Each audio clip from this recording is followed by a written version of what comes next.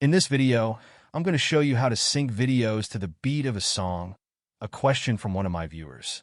For this example, I placed some photos on the timeline, and I'm going to drag and drop the music I'll be using onto the timeline as well. By the way, I generated these images using AI. I'll link the video at the end for those who are interested. There are two ways to sync videos or photos to the beat. The first way is by listening to the music and placing markers wherever there is a beat change. First, select the music, then click on the small icon to mark the end of one clip and the beginning of another.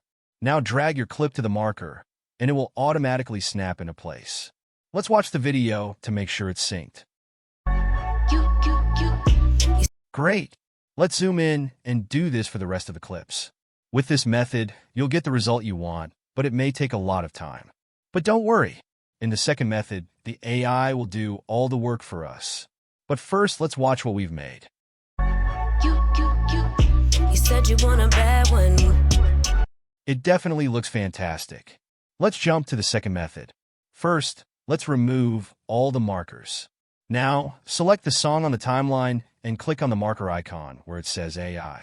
From here, you'll need to select either beat 1 or beat 2. Let's start with beat 1. Now let's adjust our clips. You can even use the W shortcut to delete.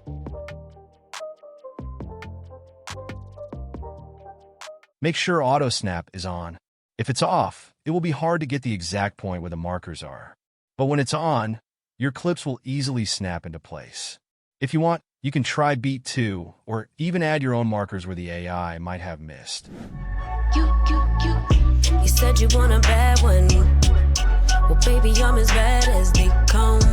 Said you want a hot one. Yeah. Comment about anything you want me to explain. See you in the next one.